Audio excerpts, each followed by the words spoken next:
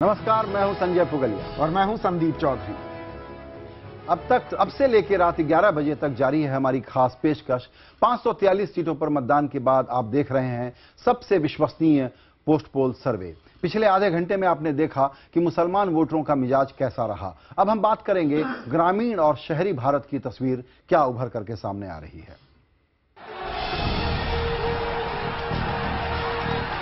सर्वे में अब की बार मोदी सरकार, पर लोगों के जहन में हैं अभी भी कई सवाल। क्या मोदी लहर का असर है सिर्फ शहरों में बरकरार, या फिर गांवों में भी इस मर्तबा चली है मोदी बयार? IBN 7 के इलेक्शन प्राइम में अभी डालेंगे नजर। आखिर ग्रामीण इलाकों में बीजेपी का कैसा रहा प्रदर्शन? कांग्रेस के मुकाबले गांवों में बीजेपी की रही कैसी पकड़? क्या मजबूत हुआ गांवों में बीजेपी का जोर? क्या कांग्रेस का वोट गांवों में हुआ कमजोर? IBN 7 पर इलेक्शन प्राइम में अब देखिए, क्या ग्रामीण इलाकों में भी खिले कमल? आखिर किस इलाके के लोगों ने किसे वोट दिया है? IBN 7 के लिए CSDS के सर्वे के मुताबिक ग्रामीण इलाकों में 33% लोगों की पसंद बीजेपी और 6% लोगों की पसंद बीजेपी के सहयोगी दल है, जबकि कांग्रेस को 22% ग्रामीण वोटरों ने पसंद किया है और 5% ग्रामीण कांग्रेस के सहयोगियों के साथ है।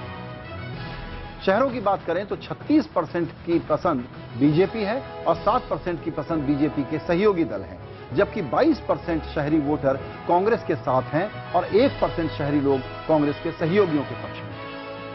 छोटे शहरों में बीजेपी को 37% लोग पसंद कर रहे हैं, जबकि 7% लोग बीजेपी के सहयोगियों को, कांग्रेस को 23% और उसके सहयोगियों को 1% लोग पसंद करते हुए दिखते हैं। बड़े शहरों की बात करें, वहां भी बीजेपी लोगों की पहली पसंद है। 33% बीजेपी के पक्ष में है और 8% बीजेपी के सहयोगियों के पक्ष में है। वहीं कांग्रेस को 19% और सहयोगी दलों को 3% लोग पसंद कर रहे हैं। संदीप और हमारे साथ शैबल गुप्ता, संजय कुमार, राम साहब और नीलांजन बने हुए हैं। और शैबल गुप्ता साहब, जो सवाल मैं पूछना चाह रहा था ब्रेक में जाने से पहले, ग्रामीण शहरी इलाकों की हम बात करेंगे, लेकिन मुसलमानों की अगर हम बात करें, मुसलमान मुजफ्फरनगर दंगों के लिए मुलायम को माफ कर देते हैं और बहुत पुराना अतीत रहा है दंगों का। कांग्रेस की भूमिका, जहानाबाद की बात हो, अलग अलग जगहों की मुझे नाम गिनाने की जरूरत नहीं है, वहां कांग्रेस को भी माफ कर दिया जाता है। लेकिन 2002 को लेकर ऐसी एंटीपैथी बरकरार क्यों रहती है 12 साल बाद भी? नहीं, उसका तो एक कारण है कि जैसे मुजफ्फरपुर हो चाहे भागलपुर हो, मुजफ्फरनगर हो या भागलपुर हो, यहाँ पर स्टेट का इनएक्शन शो करता है कि स्टेट प्रॉपरली इंटरवेन नहीं किया।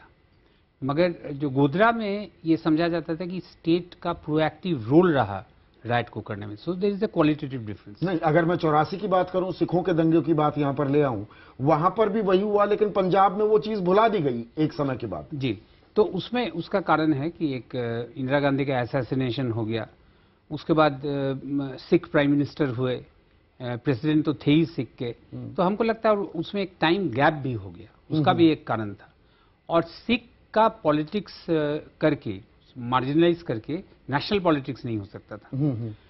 हम नीलंजन जी के बात से थोड़ा सा डिफर करते हैं कि उन्होंने कहा कि मोदी का जो अटरेंसेस है वो रिलेटिवली मोर सेकुलर है और उनके जो पार्टी के लोग हैं वो पोलराइजिंग करते हैं। ये बात नहीं है। मोदी का जो अटरेंसेस है वो डिफरेंट सेक्शंस के लिए डिफरेंट ढंग से वो करते हैं। कभी वो पोलराइजिंग रहता है, कभी वो सेकुलर रहता है, कभी डेवलपमेंटल रहता है। जैसे मान लीजिए कि बनारस में जो वहाँ का जो बुनकर को लेकर के था, उसका एसेंशियल मैसेज क्या था कि हम बनारस के जो बुनकर हैं, जो ये बनाते हैं, साड़ी बनाते हैं, उनको हम नेशनल इंटरनेशनल इकोनॉमी से इंटीग्रेट कर देंगे, जिस ढंग से हम गुजरात में किए। तो वो काफी अपीलिंग था। But at the same time कई जगह उनका अटरेंसेस, उनका जो बिहेवियर पैटर्न रहा है वो पोलराइजिंग रहा है। और दूसरा बात, जो एक आपने उनसे जो प्रश्न पूछा था कि प्राइम मिनिस्टर अगर हो जाए उसके बाद भी ये कंटिन्यूड रहेगा कि खत्म होगा, मेरा ये समझना है कि जो इनका जो ब्रांड है, इनका जो चीज वो बेच रहे हैं हिंदुस्तान में, वो सब्सटैंटिव नहीं है। उसका जो अंडरलाइन है उसमें एक कम्युनल एंगल सब्सटैंशियल है।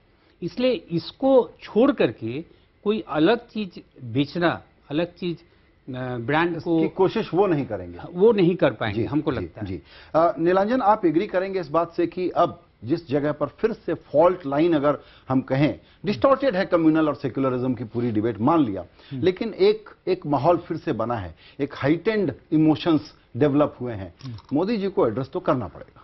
देखिए, इस कैंपेन में सहबल जी की बात को मैं थोड़ा आगे ले जा रहा हूं।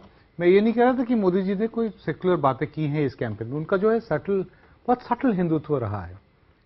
सारे कैंपेन्स में, सारे जो भाषणों में वो हमेशा दिल्ली की सरकार को दिल्ली सल्तनत बोलते हैं। राहुल गांधी शहजादा है, राहुल गांधी क्यों युवराज या राजकुमार नहीं है? दिल्ली की सल्तनत ना बोल के दिल्ली का साम्राज्य क्यों नहीं बोलते? एक भाषा के साथ राजनीति करने में मोदी जी की बहुत फास्ट मास्टरी है और इसको इन्होंने बहुत अच्छी तरह से इस्तेमाल किया है। लेकिन डायरेक्टली कभी इन्होंने उस तरह की बातें नहीं की जैसे 2002 में कही थी कि मियां मुशर्रफ उस तरह की रिलीफ कैंप क्या ये, लेकिन अब तो देखिए टेस्ट होगा। तो गुजरात की बात अलग थी, अब समय बदल गया है संदीप। और जी, गुजरात की बात अलग थी, नीतीश बाबू ने जो कहा टोपी तो पहननी पड़ेगी, तिलक तो लगाना पड़ेगा, बात अलग थी। लेकिन भारत का प्रधानमंत्री बनने के बाद आउटरीच तो करना पड़ेगा उनको। प्रधानमंत्री का इफ्तार पार्टी होगी कि नहीं होगी, अजमेर शरीफ उर्स पे प्रधानमंत्री की चादर जाएगी कि नहीं जाएगी, ये इशू तो है, ये सवाल तो उठेगा, बिल्कुल उठेगा। आप 16% जनता, आप उनकी अनदेखी नहीं कर सकते। उनमें अगर भरोसा, एतबार आप कायम नहीं कर पाते हैं तो आप देश के प्रधानमंत्री, एक सफल प्रधानमंत्री कभी नहीं कहे जा सकते। इसमें कतई कोई दो, ये आउटरीच इनको करना होगा। आइए अब चर्चा को बदलते हैं, शहरी भारत और ग्रामीण भारत। चुनाव के पहले या लगातार ट्रेडिशनली संजय कुमार जी हमको ये बताया गया था कि आप लोग शहर वाले जो कहते हैं वो बड़ा गड़बड़ है, आप लोग जानते नहीं, ग्रामीण भारत अलग सोचता है। ये हमको बहुत बताया गया था। इस बार बताया गया था क्योंकि कांग्रेस पार्टी की सरकार ने 6 लाख करोड़ के डोल्स बांटे थे कि हम तो वोट लेके आ जाएंगे। कहां गए वो वोट? देखिए, अभी भी अगर आप देखेंगे कि कांग्रेस का जो वोट है, हमारे सर्वे के अनुमान से भी गांव और शहरी इलाकों में लगभग बटा बटा हुआ सा दिखाई पड़ता है। निश्चित रूप से अगर सिर्फ स्कीम से, कांग्रेस ने स्कीमें चलाई, बहुत सारी स्कीमें पिछले 10 साल में आई, अगर कोई पार्टी सिर्फ स्कीम देके कि ग्रामीण इलाकों के लिए, शहरी इलाकों के लिए स्कीम देके अगर चुनाव जीते जाती, तब तो कोई रूलिंग पार्टी चुनाव हारे ही नहीं। वो शासन में है, वो ढेर सारे स्कीम ला सकती है, कौन रोकता है उसे स्कीम लाने के लिए? लेकिन सिर्फ स्कीम ला करके, स्कीम चला के, चाहे वो नरेगा हो, चाहे वो right to food, right to education, स्कीमों से सिर्फ चुनाव नहीं जीते जाते। जैसा अभी हमें दिखाई पड़ रहा है, कांग्रेस करारी हार की तरफ जा रही है। इसमें राम एक चीज मुझे ये समझाइए, बीजेपी के बारे में कहा जाता है ये अर्बन पार्टी है, ये बनियों की, ब्राह्मणों की पार्टी है, ये क्रोनी कैपिटलिज्म करती है। शहरी इलाकों की बात आप छोड़ दीजिए, बड़े शहर छोड़ देते हैं हम, शहरी इलाके छोड़ देते हैं। ग्रामीण इलाकों में भी चारों जो हम आंकड़े दिखा रहे हैं, अगर बीजेपी उनके सहयोगियों के वोट बैंक को जोड़ा जाए, 40% को आंकड़ा पार कर रहा है। ये इस फिनोमेना को कैसे समझाएंगे? देखिए, मेरे ख्याल में ये फिनोमेना मैं तो खुद नहीं समझ पा रहा, बिकॉज जो परसेंटेजेस अभी उभर के आई हैं, ये बड़ी ताज्जुब वाली बात है।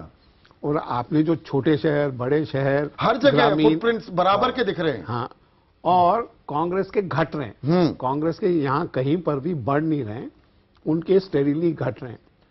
तो ऑब्वियसली बीजेपी की जो छवि है वो इन जगहों पे कुछ थोड़ा बहुत चेंज तो जरूर हुआ है। हाँ, अगर हम कहें गांव देहात की पार्टी कभी नहीं माना जाता था उसे, चाहे वो अच्छा करते थे। फेयर इनफ जी, आपकी बात से मैं सहमत हूँ। हाँ, पर छवि क्यों बदल रही है, सवाल तो ये है। जवाब दो जी। संजय जी कुछ कहना चाहते हैं?